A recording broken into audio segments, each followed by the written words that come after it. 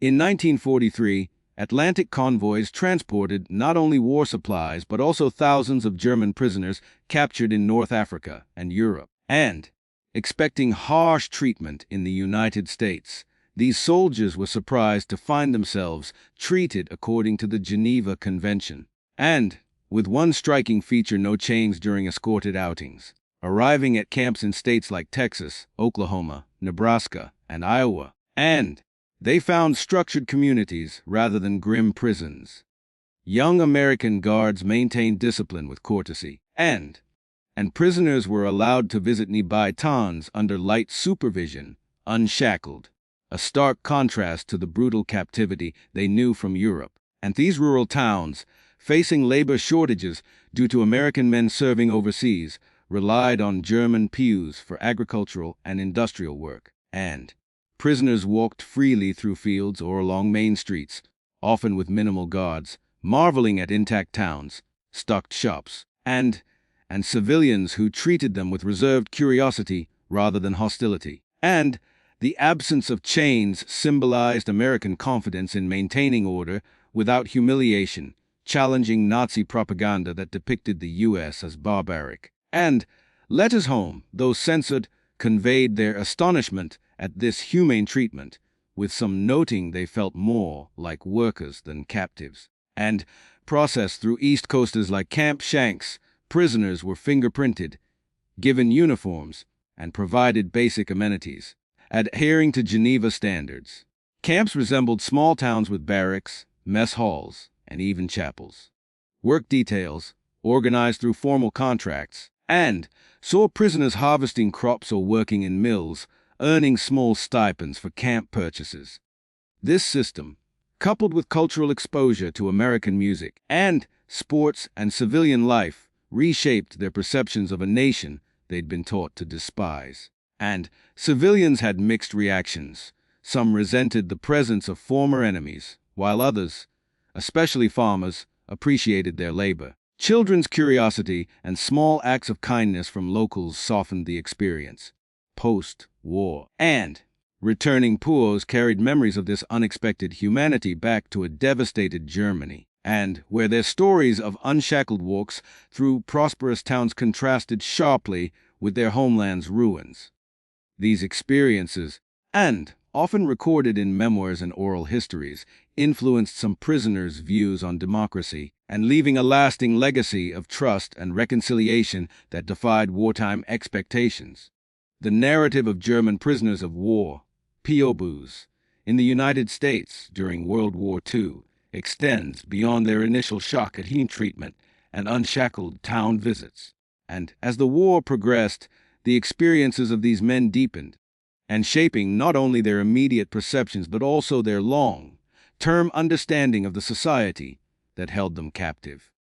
The absence of chains, and both literal and figurative, became a recurring theme in their reflections, influencing how they processed their captivity and, later, how they reintegrated into a shattered Germany.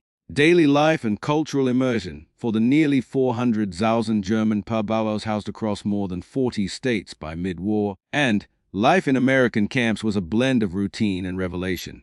Beyond work assignments, and the prisoners were exposed to a broader slice of American culture that continued to challenge their preconceptions. And camps like Camp Hearn in Texas or Camp Atlanta in Nebraska offered more than just shelter. They were microcosms of American organization, with libraries and recreational facilities, and even theaters where prisoners could watch films or stage their own performances. These amenities, and provided under the Geneva Convention, stood in stark contrast to the deprivation many had witnessed in European camps. And escorted trips to towns became opportunities for deeper cultural immersion. Prisoners noticed the vibrancy of American life.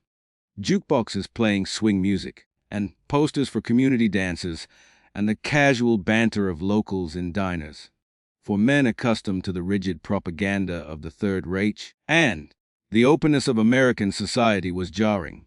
Some recalled their astonishment at seeing women driving cars or working in shops, and a level of independence less common in wartime Germany. Others were struck by the diversity of goods in stores, from fresh produce to clothing, and, despite wartime rationing, these observations, often recorded in letters or later memoirs, and highlighted a society that seemed to thrive even under the strain of global conflict. Educational programs further enriched their experience, and many camps offered classes in English, history, or vocational skills, often facilitated by local volunteers or organizations like the YMCA. And prisoners with access to these programs began to see America not just as an enemy, but as a nation with a distinct intellectual and cultural identity. For some, learning English became a practical tool, but it also opened doors to American literature and ideas. And books like The Adventures of Huckleberry Finn or newspapers detailing life in the U.S. were revelations, and offering glimpses into a democratic ethos that contrasted with the authoritarianism they had known. Religious observance was another unexpected freedom, and prisoners were allowed to attend services in camp chapels, or in some cases, local churches under escort.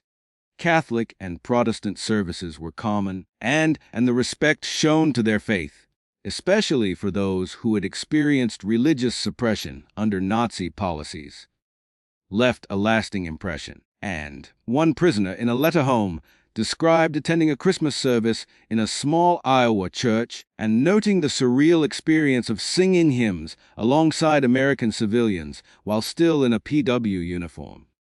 These moments of shared humanity, however brief, and reinforced the sense that their captors viewed them as individuals, not just enemies. And the psychological impact of trust, the absent physical restraints during town visits and work details, had a profound psychological effect. And for German soldiers trained in the strict discipline of the Wehrmacht, where control was often maintained through fear, and the American approach was disorienting.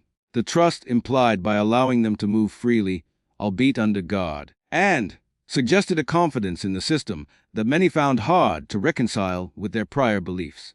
This trust was not absolute. Escape attempts, though rare, were met with strict consequences.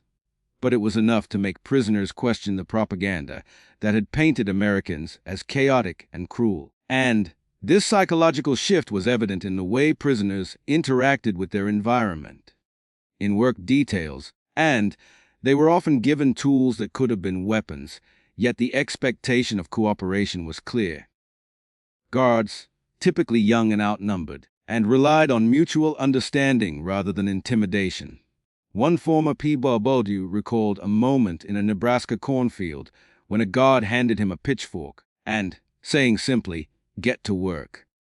The lack of suspicion in the gesture stayed with him decades later, and symbolizing a belief that even enemies could be trusted to follow rules. This trust extended to interactions with civilians. Farmers, grateful for the labor, and sometimes shared meals or offered small gestures of appreciation like a cold drink on a hot day. These acts, though minor, carried weight for men who had braced for hostility. In some towns, prisoners were invited to community events, such as harvest festivals or charity drives, and under strict supervision.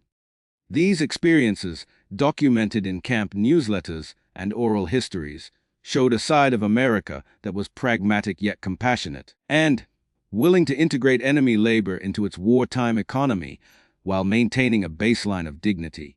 Civilian perspectives and social tensions for American civilians. The presence of German POWs was a complex reality, and while many communities depended on the labor, the sight of enemy soldiers walking through towns without chains sparked debate. Local newspapers, and especially in rural areas, published editorials questioning the wisdom of such leniency. In 1944, a Kansas paper ran a headline asking, "Why are Nazis free to roam our streets?" The question reflected genuine unease, particularly among families who had lost loved ones to German forces. And yet the War Department's assurances that escapes were unlikely and labor was essential helped temper public outcry. Over time, and pragmatism often outweighed resentment, farmers, desperate to save crops, came to see POWs as vital to their survival. In states like Colorado and Minnesota, and where sugar beets and wheat were critical, prisoners were praised for their work ethic. Some locals even developed a grudging respect, and, noting that the Germans worked as hard as any hired hand, children, less burdened by the war's emotional weight, and often approached the prisoners with curiosity, asking about their uniforms or attempting to mimic German phrases. These interactions, though fleeting, and humanized the prisoners in the eyes of many communities. However, tensions persisted. In areas with strong anti-German sentiment, particularly in towns with recent immigrants from war-torn Europe, POWs faced cold stares or occasional verbal confrontations. African American communities, and, in particular, noted the bitter irony that German prisoners often received better treatment than black citizens facing segregation. This disparity, and, while not directly tied to town visits, fueled discussions in black newspapers about the contradictions of American democracy. And such observations underscored the complex social dynamics of the time, where wartime necessity forced uneasy coexistence. And the role of letters and communication letters remained a lifeline for prisoners, and offering a way to process their experiences and share them with families in Germany. Censored meticulously by U.S. authorities, and these letters often contained veiled references to the surprising freedoms of captivity. And a soldier writing from a Texas camp in 1944 described walking through a town as if I were a guest, not a prisoner, carefully phrasing his words to pass censorship. And another wrote of seeing shops with more food than I have seen in years. A subtle jab at Germany's wartime shortages. These letters, and preserved in archives, reveal a mix of wonder and disbelief. And as prisoners grappled with the contrast between their reality and the propaganda they had once believed. For families receiving these letters, and the accounts were both comforting and confounding. In a Germany battered by bombings and rationing, and tales of well-fed prisoners walking freely in American towns seemed almost fantastical. Some families, living under Nazi censorship, and suspected the letters were coerced, but the consistency of the descriptions, abundance, civility, and trust, planted seeds of doubt about the regime's narrative. For the prisoners, writing these letters was a way to reconcile their experiences and articulating a world that challenged their prior worldview. Repatriation and lasting impact. When the war ended in May 1945, and the repatriation of German POWs began in earnest. By 1946, ships were carrying thousands back to a Germany in ruins, and where cities were reduced to rubble and survival was a daily struggle. The contrast between the America they left and the homeland they returned to was stark, and former prisoners spoke of towns untouched by war, of fields bursting with crops, and of a society that treated them with unexpected dignity. And to their compatriots, these stories often seemed like exaggerations and a disconnect that highlighted the gulf between American prosperity and German devastation. And the memory of walking unchained through American towns became a touchstone for many. In post-war memoirs and oral histories, and former POWs frequently cited this as a defining moment, symbolizing a system that valued order over oppression. Some, and who later became educators or civic leaders in West Germany, credited their time in the U.S. with shaping their support for democratic values and the exposure to American life. Its openness, its confidence, its ability to function amid war, left a lasting imprint, and influencing their contributions to Germany's post-war reconstruction. For others, reintegration was more challenging. In Soviet-occupied East Germany, and sharing positive stories about American captivity could invite suspicion or persecution. Even in West Germany, and some faced skepticism from communities scarred by war who were reluctant to hear about humane treatment by the enemy. Yet, over time, as Germany rebuilt, and these narratives gained traction, becoming part of a broader dialogue about reconciliation and the lessons of the war, and a legacy of humanity. The experience of German POWs in the United States, particularly their unchained walks through American towns and remains a remarkable chapter of World War II. It illustrated a paradox: a nation at war could extend trust to its enemies, and maintaining discipline through structure rather than brutality. For the prisoners, these moments of freedom in captivity were transformative and challenging propaganda and reshaping their understanding of their captors. For Americans, the presence of POWs was a test of pragmatism and principle, and balancing security with humanitarian ideals. Decades later, the legacy of these experiences endures in the stories passed down through generations, and former POWs, their families, and even the American communities that hosted them remember a time when enemies walked side by side, unbound, and in a shared effort to navigate the complexities of war. The absence of chains, both physical and symbolic, and became a powerful metaphor for a different kind of authority, one rooted in trust, order, and a belief in the possibility of humanity, and even in the darkest of times. As the repatriation of German prisoners of war, POWs from the United States, continued into 1946 and beyond, and the experiences they carried back to Germany rippled through their personal lives and, in subtle ways, influenced the broader post-war narrative. And the memory of walking unchained through American towns, working alongside civilians, and glimpsing a society that seemed to thrive despite global conflict left an indelible mark. And these experiences not only shaped the prisoners' perspectives, but also contributed to a complex legacy that intersected with Germany's reconstruction and the Cold War and the evolving relationship between former enemies. Reintegration and the weight of memory, returning to a Germany devastated by war, presented profound challenges for former POWs. Cities like Berlin, Munich, and Frankfurt were landscapes of rubble, with food shortages, housing crisis, and a population grappling with defeat and occupation. For many prisoners, and the contrast between the orderly, prosperous American towns they had seen and the chaos of their homeland was overwhelming. And, in oral histories collected decades later, some described feeling like strangers in their own country, and their memories of American abundance clashing with the stark reality of post-war scarcity. And the absence of chains during their captivity became a recurring motif in their reflections. For men who had been conditioned to expect brutality, the trust shown by American guards and civilians was a revelation that carried symbolic weight.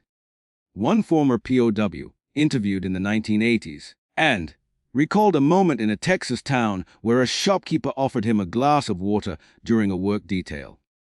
"It was nothing," he said, "but it was everything. No one forced him to do it." Such gestures, small yet profound, stood in stark contrast to the dehumanization many had witnessed in European theaters of war. Reintegration was not without tension. In West Germany, and some former POWs faced skepticism or resentment from those who had endured the home front's hardships, and stories of humane treatment in America could seem like betrayals to families who had lost loved ones to Allied bombings. In East Germany, and under Soviet control, sharing positive accounts of American captivity risked accusations of Western sympathies, forcing many to suppress their experiences. And yet, in private conversations and later memoirs, these men often returned to the theme of trust, and describing it as a glimpse into a different way of organizing society, one that prioritized cooperation over coercion. And influence on post-war Germany, the experiences of German POWs in the United States had a subtle but measurable impact on post-war German society, particularly in the West. Many former prisoners became part of the generation tasked with rebuilding the Federal Republic of Germany, FRG. Some, and having learned English or been exposed to democratic principles during captivity, took on roles as educators, civil servants, or community leaders. And historians note that their time in the U.S. often instilled a respect for organizational efficiency and civic participation, and qualities that aligned with the FRG's efforts to establish a stable democracy. For example, and A former POW who became a school teacher in Bavaria credited his exposure to American libraries and educational programs for his decision to promote open dialogue in his classroom. And another who worked in a Nebraska camp's administrative office and applied the organizational skills he observed to his post-war career in municipal governance. These individual contributions, while small, and added to the broader cultural shift in West Germany toward embracing Western democratic values, and particularly during the early Cold War years, when alignment with the U.S. was a political cornerstone. The absence of chains also carried ideological weight, and for some, it symbolized a rejection of the authoritarianism they had known under the Third Reich. In contrast to Nazi propaganda, and which emphasized control through fear, the American approach demonstrated that discipline could coexist with dignity. And this realization influenced how some former advocated for fairness and transparency in their communities, contributing to West Germany's post-war ethos of reconciliation and reform. The American perspective, a legacy of pragmatism. On the American side, and the experience of hosting German POWs left its own legacy. Rural communities, initially wary of enemy soldiers in their midst, and came to appreciate their economic contributions. And farmers in states like Iowa and Kansas later acknowledged that POW labor had saved harvests during critical wartime shortages. Local newspapers, and which had once questioned the policy of allowing unchained prisoners in towns, began publishing stories of successful labor programs, and framing them as a testament to American ingenuity and humanitarianism. And the War Department's adherence to the Geneva Convention also set a precedent for future conflicts. By treating POWs with dignity, the U.S. and not only upheld international law, but also projected an image of moral authority. This approach was deliberate and aimed at countering Axis propaganda and demonstrating the strength of a democratic system. And post-war analyses by military historians suggest that the POW program bolstered America's reputation abroad, and particularly among returning prisoners who shared their stories in Germany. However, the program was not without criticism. Some Americans, and particularly those with personal ties to the war's casualties, felt that the treatment of German POWs was too lenient, and the irony of enemy soldiers enjoying relative freedoms while American troops faced combat was not lost on the public. Additionally, and the racial disparities noted by African American communities, where German POWs sometimes received better treatment than black citizens, sparked debates about domestic inequalities and a conversation that gained traction in the post-war civil rights movement. And cultural exchange and long-term reconciliation. The cultural exchange facilitated by the POW program had lasting effects on U.S.-German relations. For many prisoners, their exposure to American life, through music, sports, education, and civilian interactions, humanized their former enemy. And some returned to Germany with an appreciation for American culture, sharing stories of jazz records, baseball games, and the casual friendliness of small-town residents. These anecdotes, often passed down to younger generations, helped soften the image of the U.S. and in a country rebuilding its identity in the decades following the war. And some former POWs maintained contact with the American communities where they had been held. Letters and later visits, and between former prisoners and farmers or guards became symbols of reconciliation. In the 1980s and 1990s, as Germany and the U.S. and solidified their alliance within NATO, reunions were organized in states like Texas and Iowa, and where aging POWs returned to the camps and towns of their captivity. These events, often covered by local media, and highlighted the enduring bonds formed during an unlikely chapter of the war. The absence of chains remained a powerful symbol in these reunions, and former POWs frequently spoke of it as a defining memory, and a gesture that represented not just American confidence, but also a belief in the possibility of redemption. for Americans, and these reunions reinforced the idea that their wartime policies had not only served practical needs, but also planted seeds for long-term peace. And a paradox preserved in history, the story of German POWs walking unchained through American towns is a paradox of wartime captivity, a moment when enemies were granted glimpses of freedom in a nation fighting for victory. And for the prisoners, it was a transformative experience that challenged their worldview and left them with memories of trust and humanity.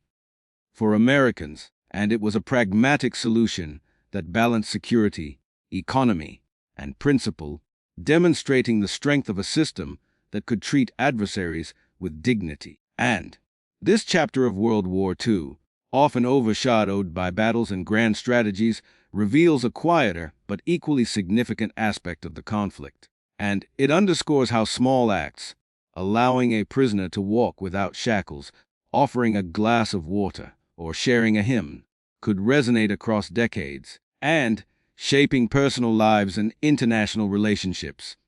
The legacy of these unchained walks endures in the stories of those who lived them, and testament to the unexpected ways in which humanity can emerge, and even in the shadow of war, as the legacy of German POWs in the United States evolved through the post-war decades, and it intersected with broader historical reflections on World War II, human rights, and the power of cross-cultural encounters.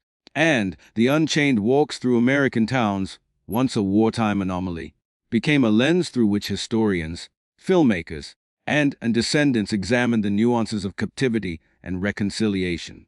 These stories, preserved in archives, documentaries, and family lore, and continue to offer insights into how individual experiences can influence collective memory and international diplomacy. Historical scholarship and public memory. In the years following repatriation, academic interest in the German POW experience grew slowly but steadily, and early accounts appeared in the 1950s and 1960s, often in German-language memoirs where former prisoners recounted their time in the U.S., with a mix of nostalgia and analysis. And books like those by former POWs, such as Kurt Boehm or Hans Werner Richter, detailed the psychological impact of humane treatment, and emphasizing how the absence of chains challenged their indoctrinated views of the enemy. These narratives contrasted sharply with the more grim stories of Soviet POW camps, highlighting the divergent paths of Allied captivity. By the 1970s, and American historians began incorporating these perspectives into broader studies of the home front. And works like Arnold Krammer's Nazi Prisoners of War in America, 1979, drew on declassified documents, oral histories, and camp records to paint a comprehensive picture. Krammer noted that the U.S. and program's success, marked by low escape rates and high productivity, stemmed from its adherence to the Geneva Convention, and which not only ensured ethical treatment but also served as a propaganda tool. The unchained excursions, he argued, and were a calculated risk that paid off by fostering cooperation and reducing resentment among prisoners. And public memory of these events gained traction through museums and memorials. In places like Camp Haren in Texas, and preserved barracks and exhibits now educate visitors about the daily lives of POWs, including their work details and town visits. And similar sites in Nebraska and Iowa host annual events where descendants of prisoners and locals share stories, underscoring the program's role in war autonomy and post-war healing. These venues often feature artifacts like censored letters or POW crafted items, bringing the human element to the forefront. Media representations and cultural impact. The story of German POWs has found its way into popular culture, and amplifying its reach beyond academia. Films and documentaries, such as the 2005 PBS special The Enemy in Our Midst, or the German miniseries Our Mothers, Our Fathers, 2013, which includes scenes inspired by U.S. captivity, explore the paradoxes of trust and enmity. And these portrayals often highlight moments of cultural exchange. Prisoners listening to American radio broadcasts or attending local events, showing how such interactions sowed seeds of mutual understanding and Literature has also captured this chapter. And novels like The German Prisoner by James Hanley or more recent works blending fact and fiction delve into the emotional terrain of captivity. And authors emphasize the disorientation of prisoners witnessing American prosperity, using the absence of chains as a metaphor for ideological shifts. In one fictionalized account, a Paladin reflects on a walk through a Midwestern town. No irons bound us, but the vastness of their land and the quiet strength of their people held us more securely than any lock. The cultural impact extended to music and art. Some former POWs, inspired by American swing and jazz heard during town visits, incorporated these influences into post-war German culture. Bands in the 1950s West Germany echoed Glenn Miller's style, a subtle nod to their captive exposures. Pogue created artwork, and, often depicting serene American landscapes, survived in family collections and occasionally appeared in exhibitions, symbolizing a bridge between past conflict and present peace. Broader implications for human rights and diplomacy, the treatment of German POWs in the U.S., and set important precedents for international human rights standards. By strictly following the 1929 Geneva Convention, the program influenced the 949 revisions, which expanded protections for captives. And historians argue that the American approach, emphasizing dignity over degradation, demonstrated that humane policies could enhance security and morale, and a lesson applied in later conflicts like Korea and Vietnam, albeit imperfectly, diplomatically, and these experiences fostered U.S.-German ties during the Cold War, as West Germany emerged as a key NATO ally, and former POWs who had positive views of America often supported integration with the West. Some even participated in exchange programs, returning to the U.S., and as ambassadors of goodwill. The Marshall Plan's aid to Germany further reinforced this bond, and, with some ex-prisoners crediting their captivity insights for their advocacy of economic cooperation. In contemporary discussions, and the POW program serves as a case study in conflict resolution, amid modern debates on detainee treatment, and scholars reference it to argue for the long-term benefits of ethical captivity. The Unchained Walks, in particular, and illustrate how granting limited freedoms can humanize adversaries, reducing the cycle of hatred and aiding post-conflict reconciliation. And Reflections from Descendants, today, descendants of German POWs and American host communities keep the memory alive through personal narratives. And online forums and social media groups connect grandchildren sharing scanned letters or photos from camp life. One descendant, and whose grandfather was held in Oklahoma, described finding a faded postcard from a town visit. It showed a diner with cars outside. No bombs, no ruins. He wrote, "This is what peace looks like." Such artifacts remind newer generations of the war's human scale. Reunions continue to bridge the Atlantic.